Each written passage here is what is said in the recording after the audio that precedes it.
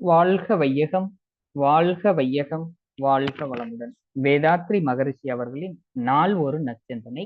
நாள் மே 25. தலைப்பு நிறைவான வாழ்வு.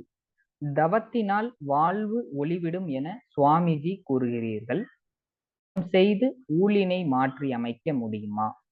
தவம் இயற்றுபவர்கள் எல்லோருமே நிறைவான வாழ்வு வாழ்கிறார்களா?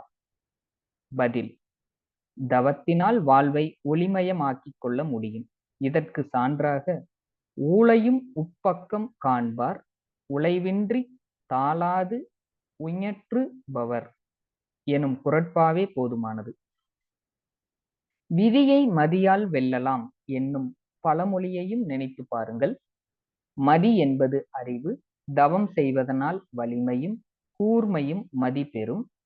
அத்தகு மதியானது இனி ஆற்ற இருக்கும் செயல்களை ஒழுங்குபடுத்தி வாழ்க்கையில் இதுவரை கிடைக்காத வெற்றியையும் மேன்மையும் ஏற்படுத்தி தரும். தவம் செய்பவர்கள் முறையாக தொடர்ந்து செய்து வருவதோடு நமது மனவளக்கலை மன்றத்தில் மட்டும் போதிக்கப்படும் தற்சோதனை பயிற்சிகளையும் சேர்த்து சிரத்தையோடு செய்து வருவார்களானால் தங்களது இயற்கை சுபாவங்களை மாற்றி அமைக்கும் குணநல பேற்றை எய்த முடியும். நிறைவாக முழுமை பேற்றையும் எய்தலாம். நீங்கள் கேட்கக்கூடிய நிறைவான வாழ்வும் அதுவே.